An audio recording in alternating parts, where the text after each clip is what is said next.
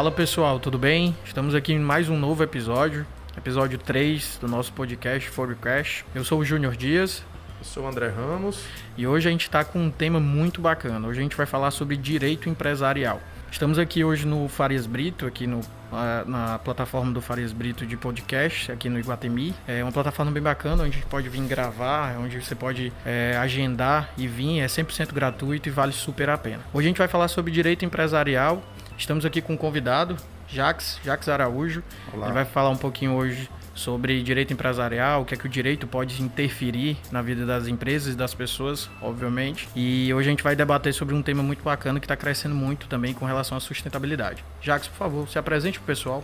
Olá, meu nome é Jacques Araújo, eu sou advogado há 27 anos com atuação na área do direito corporativo, direito empresarial, tá?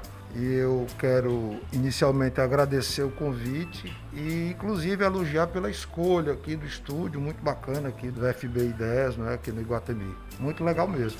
Show de bola. Parabéns a vocês pela escolha. Obrigado. E obrigado mais uma vez pela oportunidade de a gente trazer um pouco de conhecimento e numa conversa bem informal, bem legal. A gente também agradece a sua disponibilidade. Com certeza. Muito obrigado, Jacques, por disponibilizar por participar do nosso episódio. Jacques, eu já quero lhe fazer a nossa primeira pergunta a respeito de direito empresarial. Como é que o direito ele se conecta às empresas? Geralmente, a gente estava até conversando nos bastidores, que as empresas geralmente vão buscar o direito ou vão buscar a área de direito quando há algum problema. E você estava até compartilhando com a gente que hoje é necessário que seja um pouco mais propositivo das empresas buscarem, né, o próprio direito, ou advogado, ou alguma causa desse tipo, para que se resguarde de coisas futuras. Então eu quero entender, a primeira pergunta é como é que o direito pode interferir na vida da empresa? Como é que pode se conectar? Pronto, pois não. Primeiro eu quero começar falando o seguinte: nós temos hoje duas denominações, direito corporativo e direito empresarial. Popularmente, inclusive mais compreensível, mais inteligível, é a expressão direito empresarial, né? O mundo, no meu entender, mudou muito, avançou demais. Nós estamos vivendo aqui uma globalização sem precedentes, né? E essa mudança, ela aconteceu também na advocacia. Nós falamos ali há pouco, né, que tudo está diferente. Nós temos hoje inteligência artificial, inclusive agindo dentro do universo jurídico e judiciário, né? E as empresas também mudaram o seu perfil. As empresas, quando surgiu por iniciativas familiares, mas aquele gestor que criou a empresa era sempre aquela pessoa que estava, vamos dizer assim, num pedestal, né? É o cara que criou a empresa, ainda hoje existe, a gente sabe disso, e que entende que deu certo daquela maneira e tem que continuar dessa maneira, né? Ele não está enxergando que o mundo mudou. E com a mudança do mundo, muda também a empresa dele e as expectativas dessa empresa. A empresa é um organismo vivo.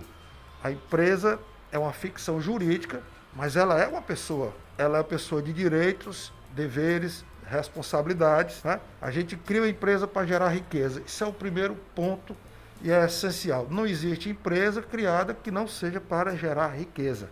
Mas com essa mudança, essa globalização, as empresas têm que buscar adequação a tudo isso. Com a mudança, com a globalização, surgem também vários e diversos problemas. Problemas de toda ordem. Antigamente você tinha, tradicionalmente, o direito civil, e no direito civil você tinha, dentro desse ambiente de direito civil, o direito comercial. Então, dentro do direito comercial, você trabalhava com as execuções, as cobranças e tudo. Mas tudo mudou, como eu acabei de dizer. Com a globalização, existem outras áreas que também afetam as empresas, não é? Da forma mais básica possível, nós temos, dentro do universo empresarial, problemas tributários, nós temos problemas trabalhistas, hoje nós temos problemas ambientais. Perfeito. Então, onde é que o advogado ou o direito empresarial entra para ajudar a empresa? Eu defendo que a advocacia tem que ser preventiva. Mas a visão que os empresários mais antigos têm, aquele que diz, não, deu certo, sempre deu certo e vai continuar dando, é de contratar o advogado para resolver problema. Quando o problema acontece, ele chama o advogado. É difícil a gente ver uma empresa que caminha com uma consultoria jurídica lado a lado, né? Ela geralmente é como exatamente o que tu disse. Normalmente, comumente a gente vê, na hora que acontece algum problema, não, eu vou arrumar um advogado, eu vou ligar para me socorrer aqui, né? As grandes empresas, as grandes corporações, via de regra, elas têm o seu setor jurídico bem organizado, porque o universo de problemas delas também é muito maior. Demanda, né? Mas as empresas médias, as empresas pequenas, elas preferem contratar o advogado quando o problema existe. Porque existe uma mentalidade que advogado é caro. Justo. E eu acho que o mais caro é quando você precisa de última hora. Porque se você já tem uma parceria forte, estabelecida, que está ali ao seu lado, até mesmo, Jacques, para que você não erre. Às vezes você tendo um parceiro de advocacia, ele pode até te orientar na hora que você vai tomar uma decisão. Sim. Assim, se você for para esse lado, você vai tomar pau. Não, né? aí entra na questão preventiva que tu falou. Pois é. Eu vejo também que uma das coisas que afasta a empresa pequena, a empresa média, do advogado e dessa atividade preventiva que o advogado pode exercer, uma das coisas que afasta é exatamente esse pensamento tacanho. Mas na verdade é o seguinte, o que é combinado não é caro. Uhum. Então é melhor você contratar, estabelecer um valor exatamente com o escritório, com o advogado, o valor que a sua empresa pode pagar, né? E assim se você se prevenir. Nós falamos ali rapidinho assim num universo imenso de problemas que podem acontecer, dentre eles os ambientais. Com certeza. Eu vou te fazer uma pergunta agora de um ponto que tu falou que me trouxe muita curiosidade. Tu acha que dentro desse contexto aí de atendimento empresarial, essa solução de inteligência artificial que tu falou, que eu já tinha lido no passado, ela pode entrar, assim, ela atua, ela pode atuar? O que é que já a inteligência artificial no direito, que é uma inovação, né? A gente pode coisa bem trazer nova. A questão da inovação. Ela ajuda sim. Aí algumas especulações, rapaz, mas vão acabar com o direito porque o robô vai fazer tudo? Não vai. O robô vai fazer o que é objetivo, porque o robô não tem emoção. Ele não vai ter a subjetividade. Não né? tem a subjetividade. Quando eu for fazer uma petição que eu preciso passar para aquele texto emoção para convencer, o robô não vai fazer. Mas o robô vai fazer o quê? Execução. Execução de título extrajudicial. Executar o cheque. Não tem o que fazer. O robô ele vai fazer só a parte mais burocrática que não envolve relacionamentos. Né? E pronto. Quando você vai fazer a execução, o robô pode fazer com certeza. Por quê? Porque você vai só alimentar de informações. O título é de R$5.000, é um cheque do banco tal, o devedor é o fulano de tal e está com tanto tempo de vencido. Tem emoção isso? Não tem emoção. Eu já tinha lido que a inteligência artificial ela poderia atuar até como se fosse num papel de um juiz.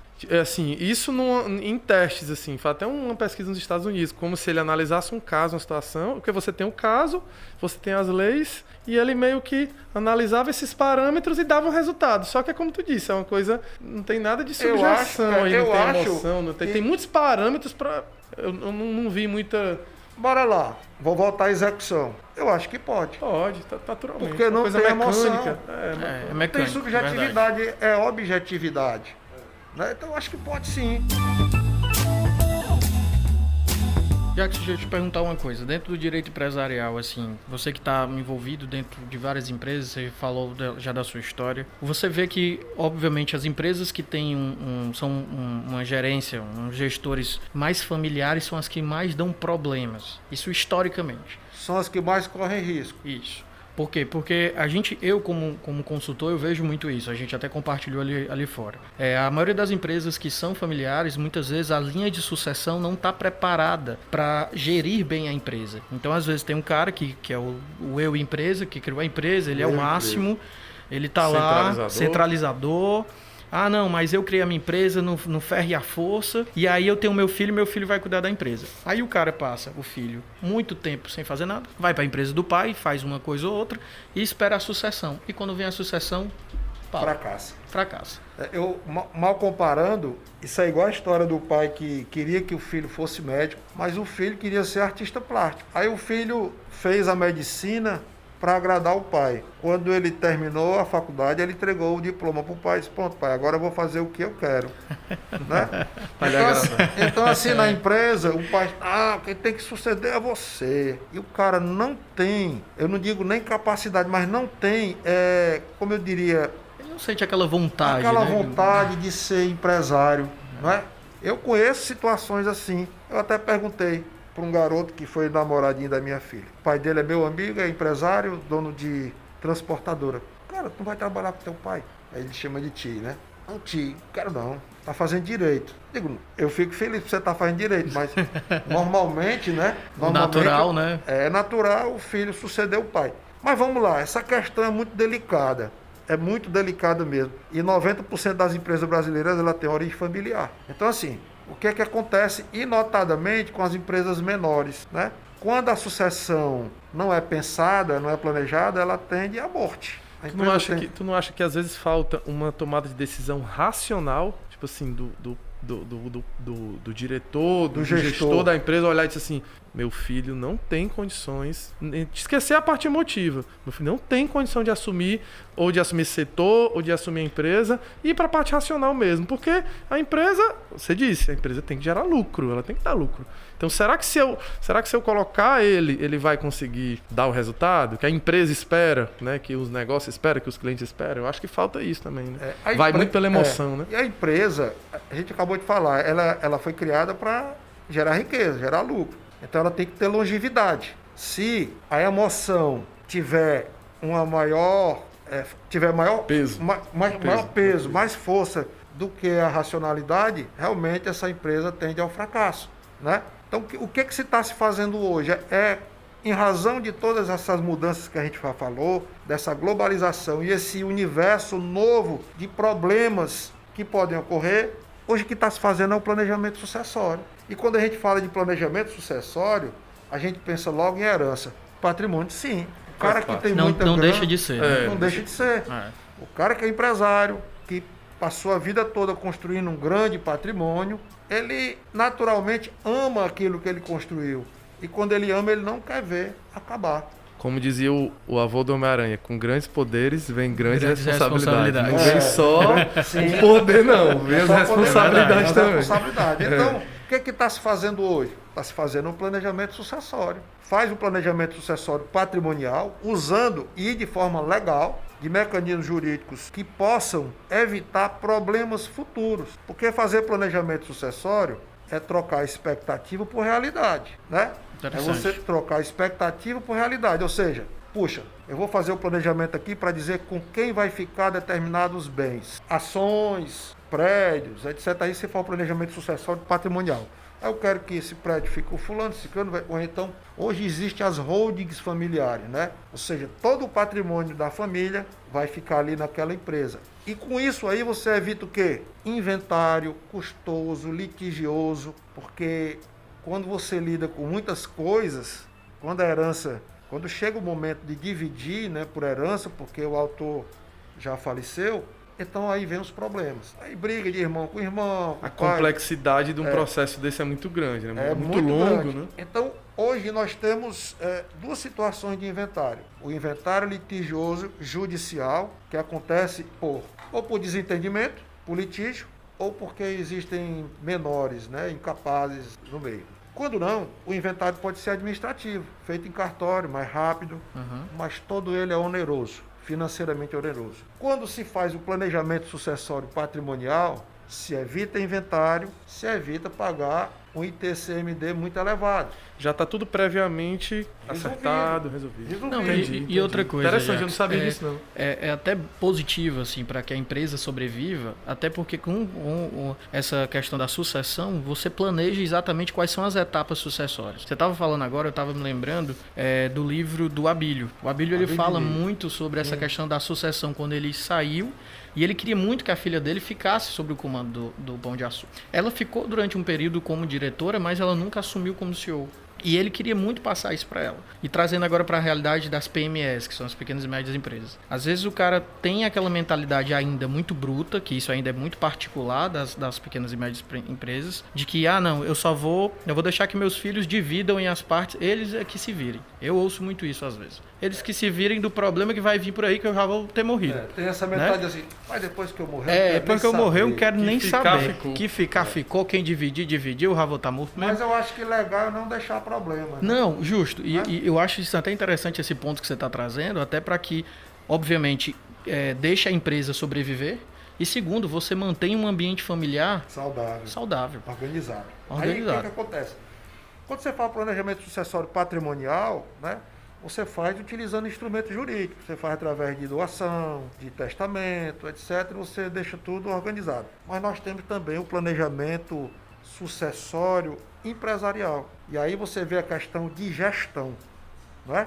Aí vem, quem é o que é mais capaz para me suceder, né? Como as empresas, a maioria das empresas são familiares, você também usa instrumento jurídico competente, capaz de resolver o problema. Você vai mexer aonde? Nos atos constitutivos. Ali nos atos constitutivos, que é contrato social, você pode deixar situações estabelecidas. Você pode também criar um protocolo familiar, um contrato onde você vai deixar toda a questão de gestão resolvida. Questão financeira, questão de gestão, quem vai me suceder, porque é mais capaz. Isso é amar a empresa. O empresário que criou a empresa, ele criou como um filho que ele ama. Então ele é uma forma de pensar a empresa para o futuro, porque a empresa, como a gente falou, ela é criada para gerar riqueza e tem que ter longevidade. Com certeza. E para a empresa ter longevidade, passar de geração para geração, ela precisa estar organizada para o futuro, não é? Jackson, eu queria lhe perguntar uma coisa, falando sobre futuro, falando sobre... O André abordou aqui um tema sobre inteligência artificial, envolvendo direito. Falando sobre futuro, sobre essas inovações que estão vindo por vir. Você acha que o direito ele tem um papel preponderante na sustentabilidade, no que os negócios têm que estar envolvido com essas novas diretrizes sustentáveis que estão vindo por aí? Sustentabilidade é uma expressão que está muito em voga, né? Uhum. Eu gosto de entender sustentabilidade como equilíbrio, como longevidade. E às vezes muito mal interpretada pela maioria das pessoas. Até eu queria pedir para você assim, falar sobre o conceito para deixar claro para todo mundo da sua visão, né? Quando se fala em sustentabilidade, em primeiro momento já se pensa apenas em meio ambiente. Na verdade, o conceito sustentabilidade surgiu em 1972. A gente falou ali na primeira Conferência Mundial do Meio Ambiente da ONU, lá na Suécia. Então, assim, esse conceito surgiu ainda um pouco tímido, mas se estabeleceu nos anos 80. Eu costumo dizer que a expressão surgiu como termo, se estabeleceu como conceito e hoje existe como princípio, porque sustentabilidade hoje é princípio norteador de conduta humana. E como norteador de conduta humana, norteador da conduta empresarial também. Naturalmente, né? Tá? Naturalmente. Então, quando a gente fala em sustentabilidade, normalmente vem a ideia só de defesa do meio ambiente. Não é mais isso. É muito amplo. E não é mais isso desde 1992, quando aconteceu aqui a Rio 92. Eu vi lá no seu Instagram, vi que você falou. Conferência internacional também, da ONU. Né? E nessa conferência internacional, a gente falou ali, ocorreram várias reuniões, várias conferências internas e daí surgiram as conferências das partes. Quando eu falo em conferência das partes, eu estou lembrando aqui da COP26. Que COP quer dizer Conferência das Partes. Como é isso? Dentro das convenções quadro, na época de 1992, surgiu o assunto clima, né? Então foram elaborados tratados internacionais. E esses tratados internacionais, as conferências das partes, que são anuais, foram criados para discutir e tomar decisões mundiais com relação ao clima, com relação ao desmatamento, com relação à minoração da produção de gás de efeito estufa, né? Agora, esses tratados internacionais, eles têm uma característica de norma, mas são normas brandas, que a gente chama de não cogentes, né? São as normas que eles chamam de soft law, são normas leves, que não são obrigatórias. Daí nós vivemos um momento assim muito peculiar, eu chamei essa atenção porque nós estamos vivendo um momento interessante. O Brasil, de última hora, subscreveu a Conferência das Partes, a COP26. Mas aí eu, inclusive, fiz essa indagação no vídeo. vai cumprir. E o que vai forçar essa barra? As retaliações comerciais somente. É porque a gente tinha até comentado a respeito disso, porque não há retaliação de nenhuma outra parte a não ser comercial. Jurídica, Não, né?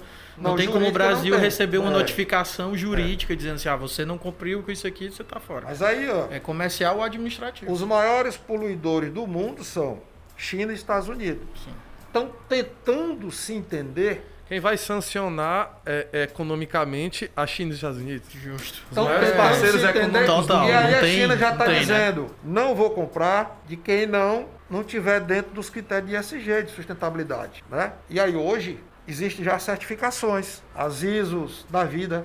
Então a tua empresa, para se dizer sustentável, tem uma expressãozinha que se usa, ela tem que ser economicamente viável, socialmente justa e ambientalmente correta. Agora eu vou fazer Incrível. um contraponto como empresário. Tudo bem que num nível muito abaixo do que as grandes empresas, mas eu já li sobre isso. Tu não acha que os aspectos as execuções, estou procurando aqui o termo, os processos que as grandes empresas têm que executar, têm que assumir, eles geram um custo muito mais alto que impactariam muito no final das contas Excelente pergunta.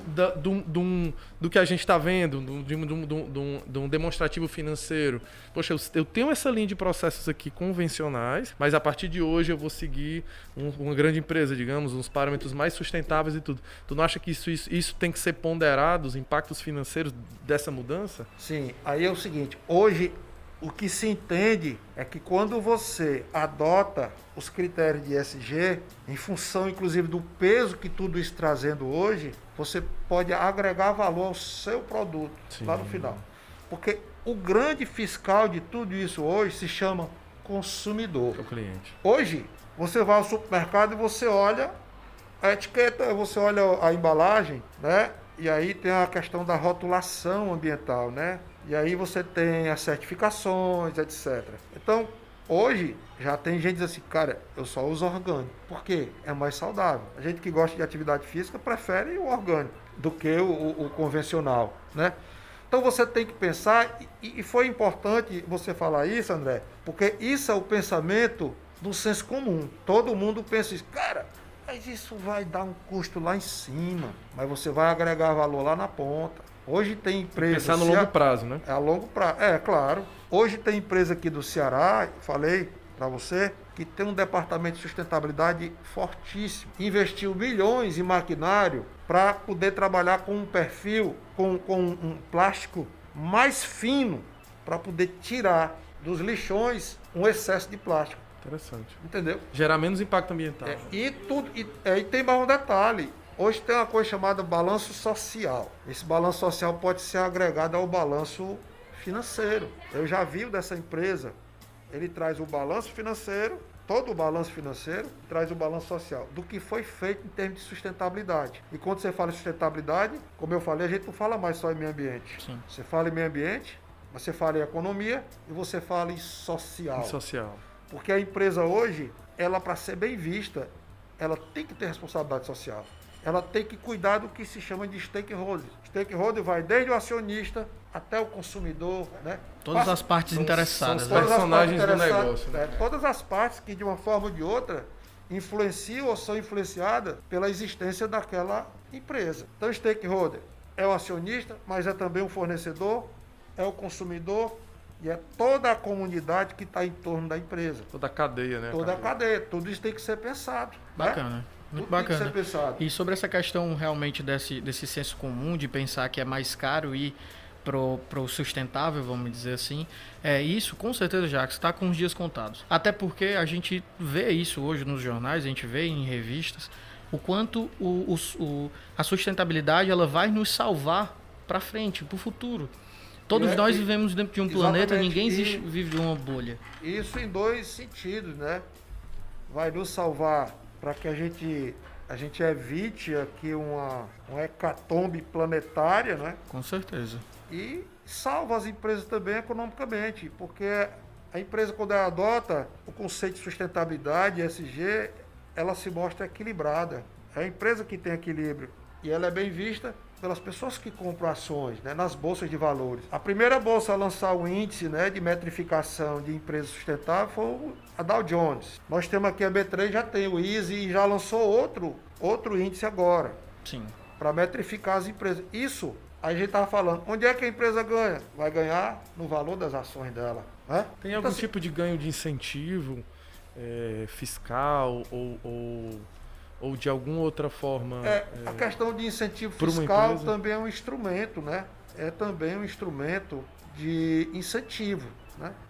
Isso eu acredito, eu vi uma reportagem outra vez aqui dessa empresa que eu falei, que é uma empresa grande de alimento aqui do Ceará, mas ali numa convivência bem harmônica com o município de Cascavel, com a prefeitura. Sim. Com certeza ali tem incentivo fiscal. Eu acho que o próprio Estado, né, os governos, eles poderiam dar mais ênfase, né, essas ações. E dar um estímulo, né, para as empresas buscarem isso. E falando sobre mercado financeiro, Jacques, eu queria até te perguntar se você sabe a respeito do crédito de carbono. Hoje você tem um instrumento que você pode negociar em bolsa como se fosse uma commodity, né? Que é que você pode comprar e vender créditos de carbono, que é com relação à poluição. Queria que você falasse um pouco mais a respeito disso. O crédito de carbono, vou voltar um pouquinho quando a gente falou do Rio 92 e da Conferência das Partes, né? Então, o protocolo de Kyoto é uma dessas reuniões que aconteceu já, né? Que toma um nome dependendo do lugar que está, né? Uhum. A última, essa que está acontecendo agora, e a anterior foi em Madrid, se a memória não me falha, né? Essa agora está sendo em Glasgow, lá na Escócia. Mas o protocolo de Kyoto foi uma conferência que aconteceu no Japão. E lá foi o berço, né? Foi na verdade, foi a incubadora dessa ideia do crédito carbono. Como é que funciona isso? É uma compensação, né? Aí há uma corrente que diz assim, isso é pagar para poluir, mas a ideia essa ideia plantada de crédito carbono não é isso. É bem verdade que há empresas que elas têm um potencial de produção de carbono muito intensa e é difícil ela minimizar isso de forma rápida. Ela deve trabalhar para minimizar com o tempo. Então, enquanto isso, ela tem que buscar uma compensação. Então, foi criado o crédito carbono como forma de você, que tem grandes áreas preservadas e não produz o carbono, por isso você tem crédito, e a sua empresa, que é uma grande poluidora, mineradora, etc, etc.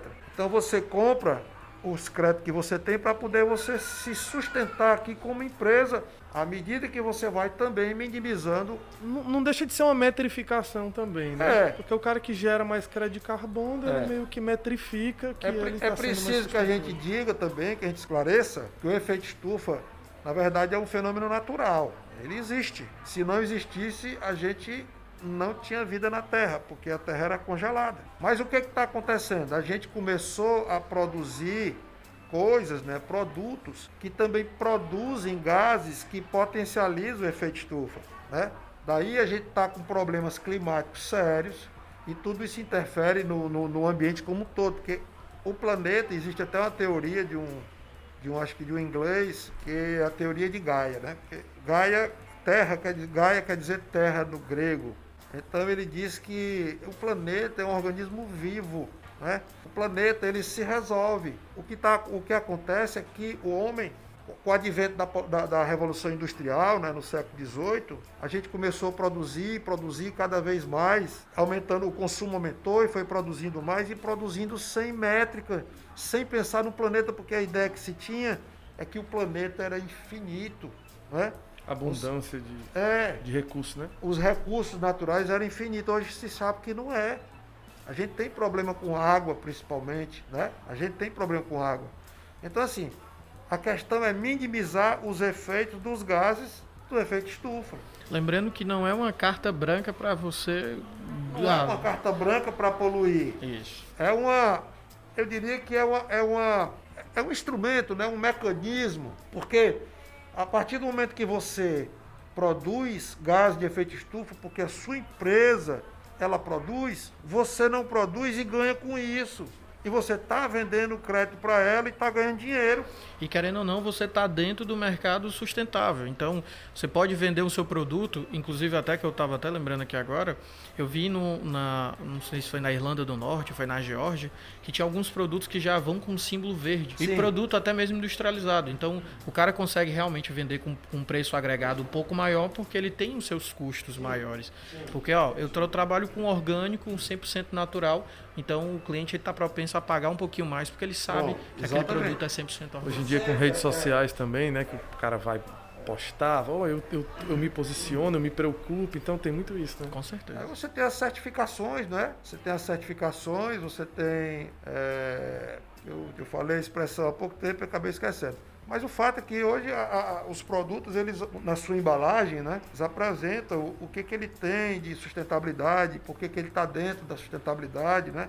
E isso agrega valor. Com certeza. Isso agrega valor. Jackson, um ponto que você tirou um pré-conceito, um conceito pré-estabelecido que eu tinha, era a respeito da legislação brasileira sobre a questão da sustentabilidade. Eu achava que era muito pequena, eram poucas coisas, mas você me confidenciou ali nos bastidores que é vamos dizer assim, uma literatura muito densa a respeito disso, né? A legislação brasileira é uma das maiores, mais belas e mais complexas do mundo. Pra você ter ideia, a legislação brasileira, na verdade, ela sofreu a influência da Conferência de 1972, né? Pra você ter ideia, a nossa lei da Política Nacional do Meio Ambiente, a 6938, ela é de 1981. Então é importante dizer que em 81 nós vivíamos politicamente o governo militar. O que se tem de ideia é que os militares são contra essas coisas. Mas a influência dos movimentos foi tão forte que a Lei 6938 chegou em 81 e, pasme você, que é uma lei que ainda é moderna. Ainda é moderna. É uma lei atemporal, né? É uma lei atemporal. Isso é muito dito nas conversas sobre direito ambiental, os colegas advogados. Mas a 6938 é uma lei moderna, foi criada em 81. A nossa Constituição é de 1988 e lá no artigo 225, o artigo 225 da Constituição Federal trata só da questão ambiental. E ele recebe a influência da Lei 6938. Na verdade, a Constituição acabou absorvendo tudo que a Lei 6938 trouxe antes dela. Então a legislação ambiental brasileira ela é complexa e completa. O que acontece, que a gente até comentou ali, é que o direito ambiental ele é muito principiológico. Às vezes, por desconhecimento, até os julgadores preferem ir pelo princípio do que pela lei. E aí causa um problema sério, porque às vezes prejudica o empreendedor. E eu acho que o empreendedor tem que ser bem tratado. Eu defendo a advocacia preventiva para você não praticar o crime ambiental, o crime tributário, a infração trabalhista, porque eu tenho a obrigação de zelar pela sua empresa, que é meu cliente. E se eu te oriento para você não cometer esses erros, esses equívocos, não praticar infrações, eu estou zelando pela tua empresa, eu estou fazendo uma advocacia preventiva, né? Eu estou fazendo advocacia preventiva. Então, o papel do advogado empresarial, corporativo, antes de defender o cliente porque praticou, ele tem que orientar preventivamente para o cliente não praticar. Porque quando você erra, quando você pratica um crime ambiental, vou dar o exemplo do crime ambiental ou tributário, você vai gerar um passivo enorme. E o passivo não é só financeiro, é desgaste da imagem, da reputação da empresa. Eu acho que essa mentalidade ela tem que ser até amplamente mais divulgada. Difundida, assim, né? Difundida. Exatamente. Porque se você for realmente outra? perguntar, Ainda tem muita gente aquilo que a gente já falou no começo. Esses crimes ambientais só servem para empresa grande. Aí o cara que tem uma PME, tem uma empresa pequena ou média, ele esquece, por exemplo, dos resíduos sólidos, ele esquece de contratar uma empresa de lixo para descartar o lixo dele. Não, nunca vai dar em nada. Na minha empresa eu tive que fazer um plano. A Constituição brasileira, lá no artigo 225, ela é bem clara que todos temos a obrigação de defender o meio ambiente. E quando digo todo, é pessoa física e jurídica de qualquer ordem, inclusive os entes públicos. Porque o Estado do Ceará pode cometer um crime ambiental, o município pode. É uma organização. O Zé, o Francisco, o João, todo mundo pode cometer um crime ambiental, tá certo? Agora, a tua empresa, para ela ser perene, para ela ter longevidade, produzir riqueza e estar equilibrada e ter reputação, porque a imagem hoje é tudo, né? A força como não é tudo, mas é 100%. Se você não trabalhar dessa forma, a sua empresa cai no descrédito. Tenha certo uma coisa, que os bancos não fazem mais negócio com quem não está alinhado com a sustentabilidade. Uma vez, e isso já faz algum tempo, não foi nem nesse momento que está assim tão palpitante, eu tive que fazer uma verdadeira defesa num parecer para um banco, inclusive foi para o Banco Itaú, porque ele não queria liberar a linha de crédito para o cliente. Por quê? Porque ele entrou no sistema do tribunal, no ESAGE, e viu que o cara tinha 2 problemas ambientais. Caramba. Tá certo? Olha aí o ambiental entrando na sua vida aí, e você Não, nem percebe. Problema que criou. Olha, as empresas hoje elas não têm mais alternativa de não aderir. Não tem mais alternativa. Isso é uma exigência mundial. Tem Não que é se mais adaptar. isso não é mais uma utopia, não é mais um invencionice ou modismo, né? Eu lembro de ver muitos É um discursos fato, assim. uma realidade. Tipo, isso aí não vai daqui a muitos anos. Isso aí é muito difícil de acontecer. Então, e hoje é realidade. Evitar passivo é fundamental para a longevidade da empresa. E como é que você evita passivo se você não conhece a legislação? Só contratando a advocacia preventiva. Você tem que ter o advogado ou o escritório de advocacia não como um pistoleiro para resolver questões, mas como um orientador que vai te ajudar a não gerar passivo financeiro. Eu acho que isso alinha com aquilo que a gente falou do contador, que a gente vê a figura do contador hoje, a gente que tem empresa, muito não como um consultor. E eu acredito que o contador ele tinha que ser um cara que tinha que lhe orientar. Ele tinha que lhe prestar um serviço de consultoria contábil. Não é só naturalmente. O cara que faz conta. Não. Não é só mandar a folha de pagamento. Mandar a folha, assina aqui, manda os DAF, Dá para você pagar. e só.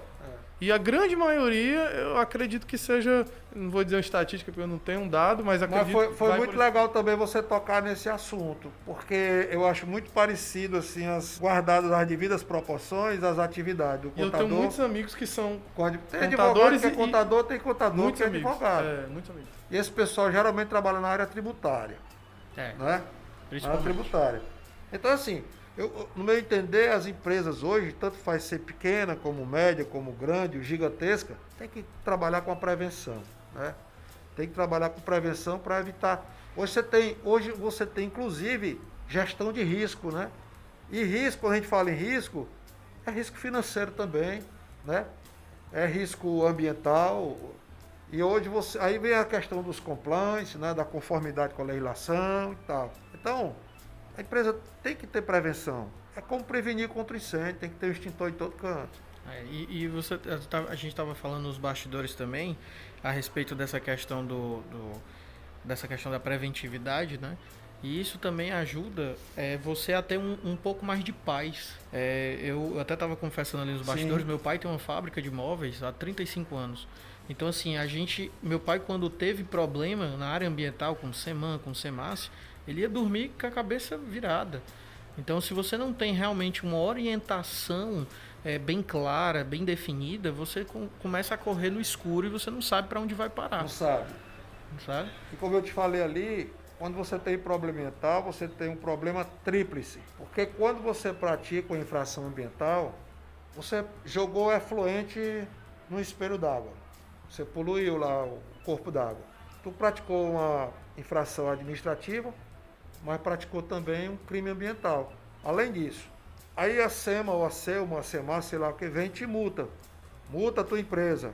Aí vem a polícia ambiental ou a polícia federal, dependendo da situação, e abre um inquérito policial contra ti. Porque a SEMAS, um dos órgãos ambientais, já comunicou o crime para a polícia. Então ela é obrigada a abrir o inquérito policial para apurar. Já tem um inquérito em aberto para ser investigado. Depois disso, o Ministério Público ainda vai te importunar também. Porque como tu degradou, ele vai entrar com ação civil pública para te obrigar a reparar o dano, a restaurar o corpo d'água, o solo que você degradou. Então você tem dor de cabeça tripla. Um problema gigante que podia ser Podia ser minimizado, podia ser resolvido entrando vivendo em conformidade com a legislação. É só fazer o que a lei manda. Mas para isso tu tem que saber. Se tu não tem conhecimento de direito ambiental, de tributário, tu vai errar sempre. Então tu tem que ter um contador bom para fazer as tuas contas em dia, para tu não ter que pagar o imposto excessivo ou a multa excessiva, né? Tu tem que ter um advogado bom também para te prevenir nas questões trabalhistas, tributárias, ambientais, etc. Então, você trabalha com prevenção. A prevenção é tudo. E já um ponto muito bom do nosso debate aqui é que você também não traz o juridiquês, né? Não trouxe nenhum termo assim em latim. Eu sou... apesar trouxe pro real mesmo. Apesar de eu já estar com quase 30 anos de advocacia... O cara tá novão. O cara tá inteiro. Tá inteiraço. Eu só usei o juridiquês quando eu era advogado criminalista, logo no começo, que isso é muito comum no direito penal. Isso até pro pessoal que tá ouvindo a gente, Jacques, fala um pouquinho também até para os próprios advogados que estão começando agora. Você estava até dando uma dica ali sobre o juridiquês, que às vezes o cara quer enfeitar demais. E também dá uma dica para quem quer entrar nessa questão do direito ambiental, quem se interessa também sobre isso. Hoje, eu acho que tem uma expressãozinha que traduz tudo. Às vezes o menos é mais. Com certeza.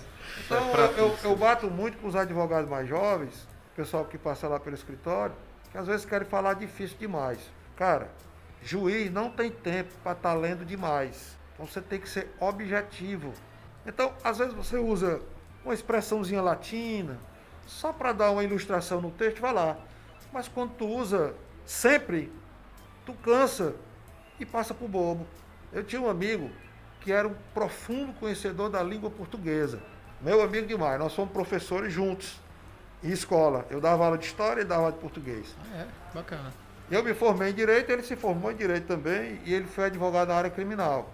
Cara, ele brigava com o delegado, com o juiz, com o promotor, se o cara escrevesse errado. Era briga mesmo, feia. Só que ele tinha um defeito. Ele escrevia muito bem, mas muito pesado. A gente rebuscado. costuma usar nas petições o seguinte: excelentíssimo senhor doutor juiz de direito da vara tal. Como é que ele dizia? Aí embaixo você assim, MM juiz, meritíssimo juiz. Aí ele dizia assim, pré-claro tino. A expressão, as expressões que ele utilizava. Então assim, eu sou meio avesso a isso. Eu acho que quando se usa uma expressão latina para ilustrar o texto, tudo bem.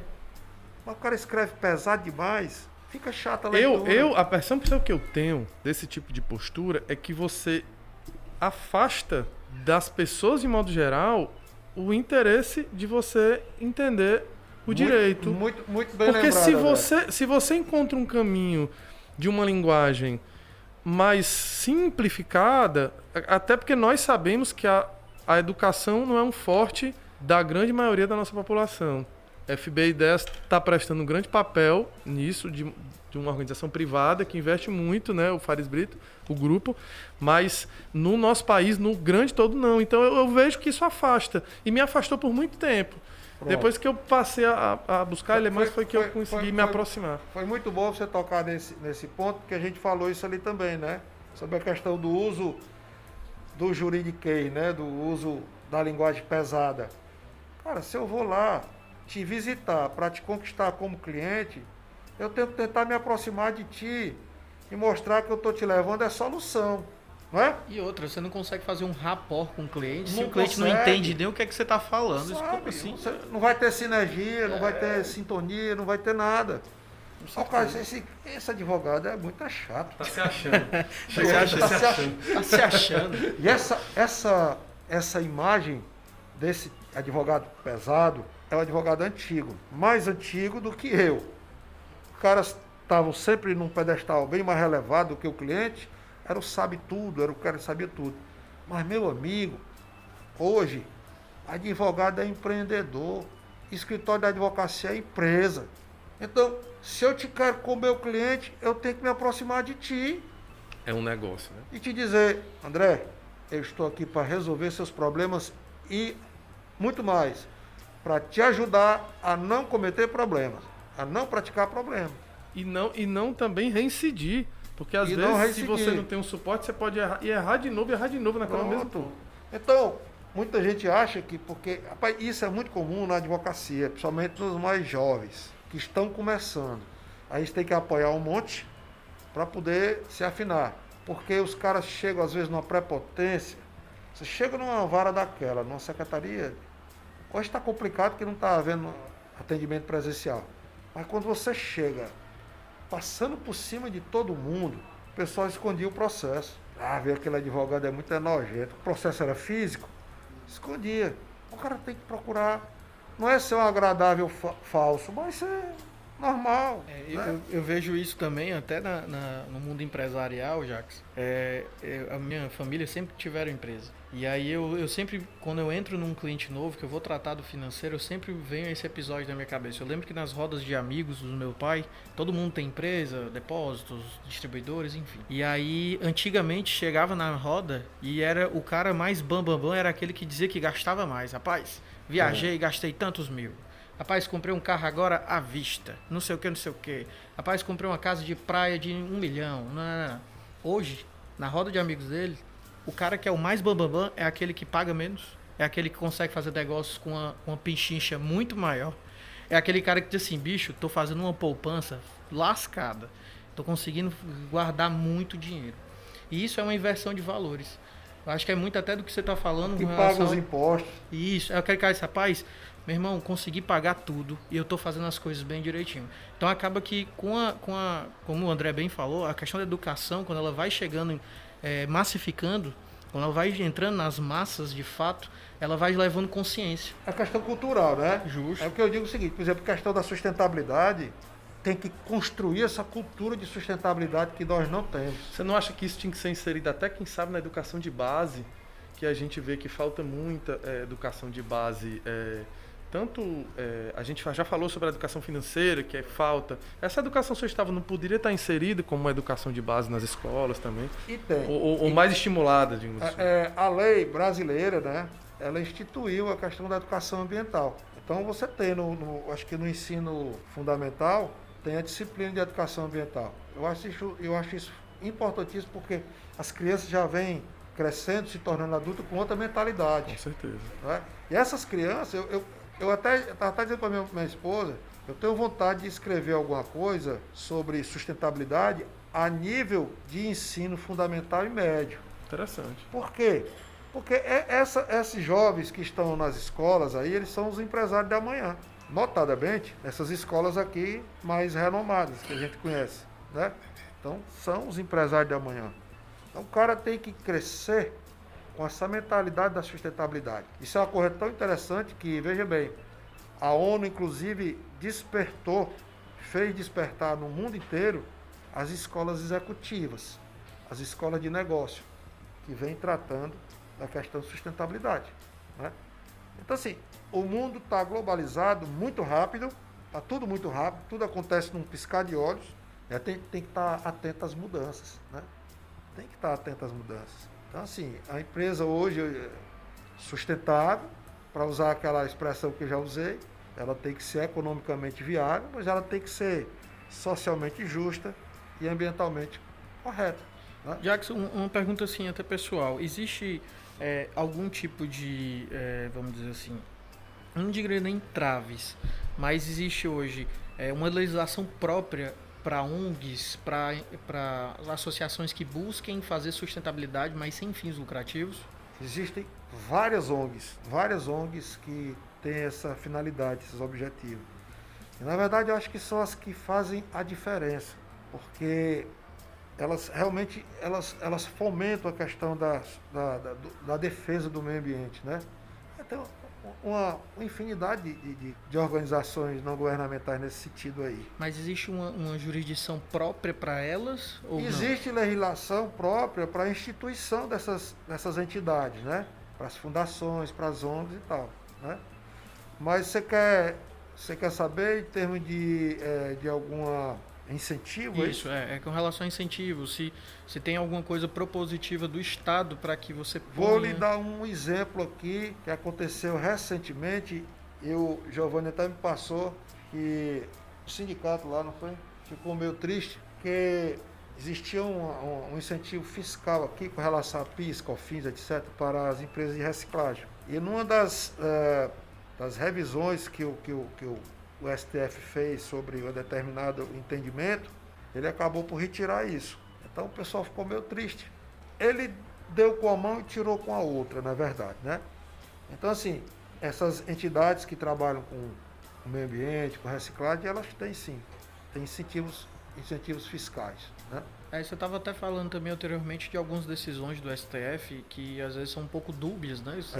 Você tem nesse sentido, né? Nessa área. Aí, isso aí, o pessoal que trabalha com reciclagem nada mais é do que empreendedor. Sim. É empreendedorismo. Gera emprego, né? renda. Se eu não me engano, existem empresas, cara, que elas, para poder ter uma certa dedução, elas criam dentro da empresa braços de organizações sem lucros, né? Tem um exemplo que a minha esposa até conhece os donos lá, o pessoal do plano funerário lá do Plano Alvorada. Eles têm uma organização não governamental, só que é mais de cunho social. Até inclusive eu não a sabia, esposa não. do Sr. Raimundinho ela é ali na Parangaba. Então eles têm eu não sei assim, eu acho que tem até um atendimento de saúde, tem atendimento social, tem curso. Então eu já li sobre N exemplos de empresas que trabalhando a parte social. trabalham né? na parte social. Tentar dar um retorno para a sociedade, né? Exatamente. É a questão de, quer dizer, eles se adequando à questão da sustentabilidade, né? Como eles são uma atividade que degrada muito o ambiente, né? Porque ele trabalha com cadáver. Né? Então ele tem que ter as compensações aí, né? Com certeza. Ele tem que cuidar do meio ambiente, mas ele também tem que cuidar do social. Então, é um negócio até bem interessante isso aí. Bem interessante. Cunho social, né? Cunho social. Hoje você sabe, você tem esse conhecimento de algumas, vamos dizer assim, boa parte de alguns setores que estão mais envolvidos com essa parte de sustentabilidade. Você consegue mapear assim mais ou menos? Setor de alimento. Setor de alimento. Aqui, como eu te falei, eu acho que não há problema de dizer, Fábrica Fortaleza é uma. Fábrica Fortaleza tem um departamento de sustentabilidade fortíssimo. Até porque, só cortando rapidinho já, até porque quando a gente fala do alimento, a gente está falando do produto em si. Dentro do produto a gente tem toda uma cadeia. A gente tem embalagem, a gente tem o caminhão que faz o frete. Hoje a nossa malha viária brasileira... O uso do combustível fóssil, Isso, que está sendo muito visado, né, a troca disso aí. A nossa malha viária brasileira basicamente é somente rodoviária. Rodoviária. Então, assim... O Brasil anda sobre rodas, né? Sobre rodas. Então, quando a gente fala de um produto que chega à prateleira do supermercado, que ele é 100% natural, eu estou vendo até alguns movimentos de sustentabilidade para que toda a cadeia seja sustentável. Eu estava conversando ontem à noite com um colega, que ele está trabalhando agora em São Paulo, em uma empresa que ela compra o produto natural do produtor e ela revende por um preço mais atrativo no mercado final. Ela quebra toda a cadeia... Intermediação. Isso. Ela tira toda a intermediação e diz assim, cara, você ia vender para o fulano, que o Joãozinho ia vender para os atravessadores. Até chegar no mercado. Ele estava me dando um exemplo, por exemplo, da banana. Ele disse, cara, o cara vende a banana a 80 centavos e no preço final do supermercado é R$6. O que é que a gente está fazendo? A gente está quebrando uma cadeia, até com relação à poluição, a gente está quebrando uma cadeia dos intermediários. A nossa empresa vai lá, compra direto do produtor a um preço muito bom para ele e vende para o final a um preço também muito bom. Então, ela intermedia nas duas pontas e ganha isso. E nesse interim, ela quebrou 3 ou 4 intermediários que foram. Então, isso também é sustentável. Porque quando você fala de sustentabilidade, você tem que falar lá do fornecedor. Com certeza. Né? Inclusive, eu, que sou o aquisitor dessa matéria-prima ou desse insumo, para eu ser sustentável, eu tenho que saber se tu, que é meu fornecedor, também é sustentável. E isso começa a gerar uma rede de conexões. Porque você não pode ser sustentável e comprar um produto fruto de trabalho escravo, por exemplo. Entendi. Aí não faz sentido, né? Você não pode comprar um produto... Que o cara trabalha com carvão. Você não deixa de ser corresponsável corresponsável por aquele produto. E essa questão da corresponsabilidade no universo do direito ambiental, por exemplo, é muito séria.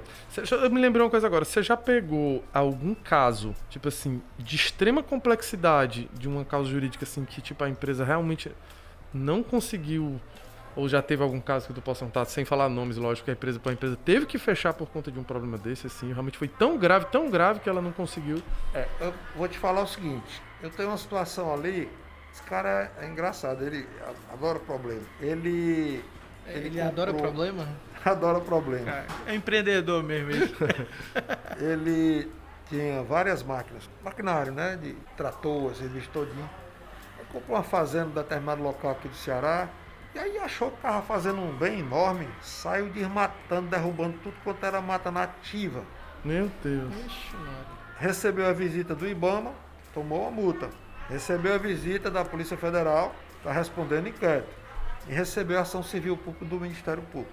Quando o Ministério Público chega, ele chega para dizer assim, ó, tu vai ter que indenizar, tu vai pagar tantos R$1.000 e ainda vai restabelecer a área degradada. Essa questão de degradação é muito interessante porque existe a questão da corresponsabilidade. E a responsabilidade ela é integral, de ponta a ponta. Tu que degradou, tu responde. Eu que comprei sem saber que você degradou, eu respondo. Cara, Olha é cadeia mesmo, né? Um dominó, E né? tem mais um detalhe. No ano passado, em plena pandemia, isso foi um motivo de muita discussão. O STF decidiu que o crime ambiental é imprescritível. Não prescreve. Não prescreve, Não de prescreve. jeito maneira. Caramba. Aí veio a discussão danada, porque isso aí mexe com a parte de responsabilidade. E a responsabilidade civil no Código Civil não é por aí, tem uma conotação. Só porque assim, na questão do direito ambiental, essa questão de responsabilidade, por exemplo, a responsabilidade normal no Código Civil, ela é objetiva. Tem que estar presente a imprudência, a negligência ou a imperícia, para caracterizar a questão da culpa. Já no direito ambiental não precisa. Objetiva. Eu me lembrei agora como exemplo, para abrir um parênteses, do impacto que foi causado lá em Minas com Brumadinho? o rompimento da barragem. Isso a ali é empresa até irreparável. hoje está pagando para a Pois é. população. Pois é, aí é o seguinte, ali é um negócio dos mais sérios do Brasil, porque ali tem um peso político daquela história também é muito grande. Social também, É né? muito grande. Impacto. Mas voltando aqui à sua pergunta, tenho sim, tem alguns processos que o cara não conseguiu resolver, não conseguiu, aliás, não fez nem porque não quis mesmo, e aí saiu mandado de demolição contra ele, por várias áreas que ele degradou, e ainda hoje ele responde ações de execução fiscal, porque as multas ambientais, ela tem uma característica de título executivo fiscal, porque quando você não paga, você vai para o cadastro de inadimplente. Na verdade, é formado vai para a dívida ativa. Está emitida a CDA, a dona dívida ativa e você é executado, né? Então você tem multas de 100 mil, 50. Do que eu conheço, ele tem multa de 50, de 80, de 360. Jackson, deixa eu te perguntar uma coisa. Existe uma régua de multas, tipo assim, percentual? Ou são valores fechados? Como é que se define uma multa num caso desse? Cara, aí mexe com um bocado de coisa sensível e é muito discutido isso, porque não existe uma tabela de multa. Existem algumas discussões, alguma legislação, algumas normativas. Não está na lei ambiental, está nas normativas. O IBAMA tem muita normativa disso, o SEMAS, todos eles têm sua normativa. Então essa aquilatação do tamanho da multa é discutível, inclusive, judicialmente, né? Entendeu? Então, Só assim, tem algumas orientações, né? tem algumas orientações assim que eu não saberia passar com precisão Não, agora, com porque certeza. precisaria realmente ver, porque não dá para dizer. Isso aí depende de normativa, de resoluções, etc. Né? Mas o fato é que as multas são elevadas. A lei só diz às vezes, vai de tanto a tanto. Mas no meio do caminho vai depender do tamanho da degradação, vai depender de uma série de coisas. Acho que é analisado também, quem sabe, o tamanho da empresa, Exatamente. o impacto que a empresa tem na sociedade. Se for uma empresa maior, ela vai ter um peso maior, né? A representatividade Qual da é o empresa. potencial poluidor da empresa? Entendi. Assim, o cara tem que trabalhar com prevenção. Prevenção, né? Bom, acho que é isso, Jackson. A gente esmiuçou bastante o tema, foi muito bom. Quero agradecer mais uma vez a sua participação. A gente fica muito feliz e já estendo o convite para um próximo debate sobre, mais a fundo ainda, sobre a sustentabilidade, para que a gente também enriqueça mais esse tema. Era uma coisa que a gente estava até falando nos bastidores, que eu particularmente, eu posso estar muito enganado, mas eu particularmente eu não vejo ninguém debater mais a fundo isso hoje aqui no Ceará. Apesar de ser um tema muito amplo, atual, né? Muito a gente muito tem uma, necessário também, um tema necessário. a gente tem uma cidade que tem vários afluentes, tem o Rio Cocó aqui próximo, tem muita coisa que muitas empresas estão envolvidas nisso e ninguém debate a fundo isso. Eu não vejo. E muito Então, mar. Muito mar, Muita com empresa de certeza. pesca. O quanto de processo não deve haver nessas barracas de praia, que o cara avançou, não avançou. Eu me lembrei agora de um caso. Eu fui visitar um cliente na Lagoa do Uruaú. Um cliente, empresa gigante, que a casa dele comprou uma casa por uma fortuna. E aí ele me contou uma história. Quando ele comprou essa casa, o rio, que a Lagoa do Uruaú, ela é como se fosse ela se assemelhar a um rio. Então tava seca a lagoa.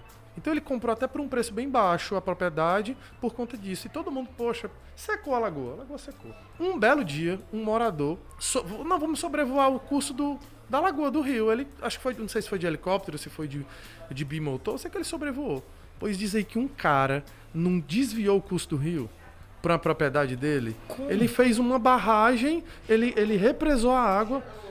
Paz, lá é como se fosse uma associação, é como se fosse um condomínio. Nativo, né? Eles se juntaram. Eu não consigo nem imaginar o tamanho do processo confusão, rapaz, deu Polícia Federal, crime Ministério Público, ambiental. o IBAMA. Rapaz, foi mais de 50 foi uma operação gigantesca nesse cara. Além de crime, o cara é muito sem noção. Sem noção. Aí eu disse assim, cara, eu não acredito. Ele, André, foi verdade. Você pode, assim, perguntar pra pessoa. Não, claro, lógico, eu não sabia detalhes. Conversei com o cara muito superficialmente, mas eu fiquei... O cara causa um impacto ambiental desse, que um monte de gente... Absurdo, cara, absurdo. Além do impacto ambiental propriamente dito, ele também causou um impacto social. Social. As pessoas têm a água ali. O pessoal tem aquela água e muita gente vive da pesca, aquele negócio todo. Aí o cara quer água só para ele. Um recurso que é totalmente natural. Não é? Se é uma coisa que vem de Deus, é a água.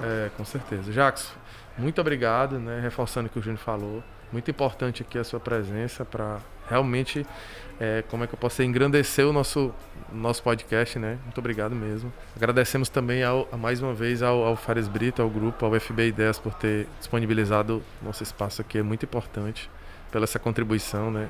E é isso, gente. Meus amigos, digam as suas algumas palavras aí que você queira dizer. Eu aqui tenho que agradecer, né? Muito obrigado aí pelo convite, pela oportunidade. Foi um bate-papo muito legal, muito bom, também achei muito bacana, muito bem longe do formalismo, né? Mas sim bem... o nosso propósito é esse, é levar a informação de forma... A gente acabou que conversou sobre muitos assuntos dentro de um assunto só, né? A gente discutiu. Obrigado às vezes foge, mas a gente tenta voltar e é natural. É natural, isso aqui é uma conversa. Conversa fluida, né? Nossa ideia. O importante é isso, né? E eu já estendo convite para um próximo episódio, a gente sentar para discutir sobre temas mais a fundo na área de sustentabilidade. Eu fico muito grato pela oportunidade, pela confiança, já que você está já me fazendo outro convite, né? E de que estou totalmente à disposição para a gente conversar. Muito obrigado. Muito obrigado, tá, Jacques? Fica aí uma possibilidade de a gente falar sobre a questão do crédito carbono mais a fundo. Vamos aprofundar mais, falando até sobre cotações, que eu gosto também de mexer um pouquinho com o mercado financeiro. Você que mexe com o mercado financeiro, né? Tem muita coisa para se abranger. Mais uma vez, Jacques, muito obrigado, André. Obrigado a vocês. Tamo junto. Gente, até a próxima e valeu. Valeu muito.